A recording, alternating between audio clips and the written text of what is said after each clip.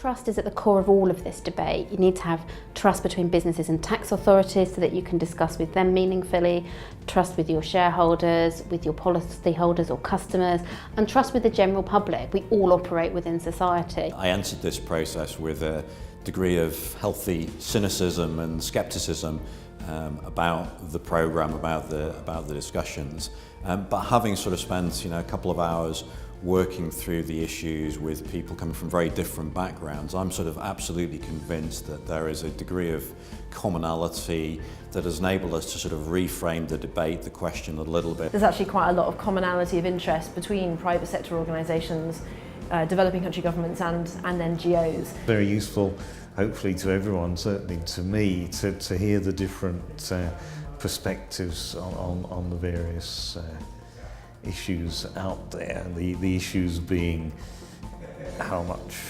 companies should be telling about their tax affairs and how companies should be behaving. We're trying to think perhaps more about the economic impact, the ethical impact, in particular perhaps moral judgments. First, we need to ensure that we've got a tax system that is competitive, that attracts investment to the UK, is an asset to the UK economy.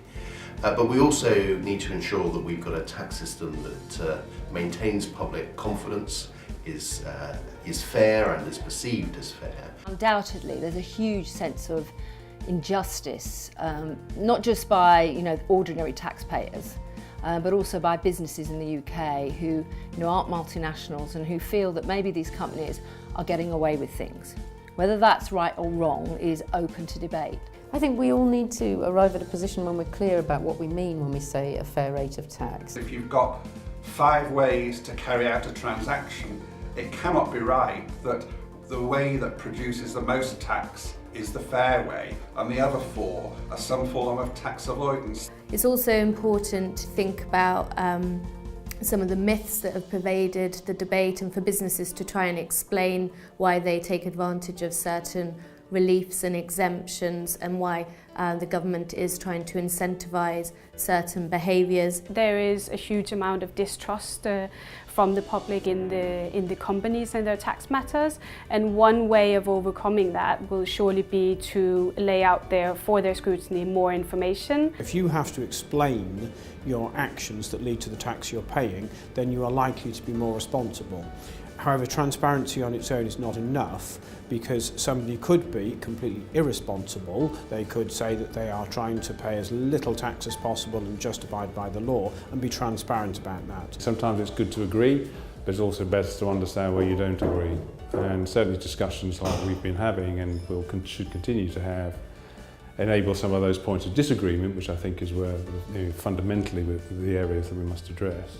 Enables us to address those a little bit more openly, with a bit more understanding of what each other's position is. Shining a light on the issues is really important, but it's also equally important to do so in a deliberative way, in a way that's trusted, in something that inspires confidence in the debate and actually moves forward in a productive way. It's really important that the tax debate is not in any way compartmentalised into the sphere of the experts, but actually involves those with a broad interest and a broad perspective. So I warmly congratulate you on the way you've approached this. One of the things about the complexity of the structures we have actually is that very few people understand the mechanics of what's going on.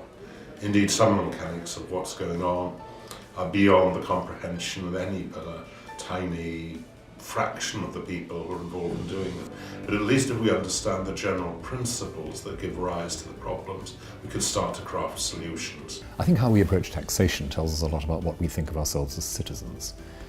If you're a citizen, then you contribute routinely to anything that supports a stable, nourishing, dependable background. So, tax is about that stability. It's about creating a level playing field as well.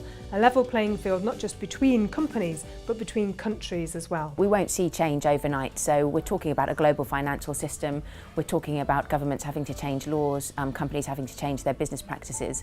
I think it could be several years before we really see and feel the change, but I think the kind of clogs are in motion to start making those changes happen. As I speak to individuals, be it other corporates and be it other non-government organisations or multilateral organisations, you wouldn't believe just how much everyone is trying to achieve the same thing.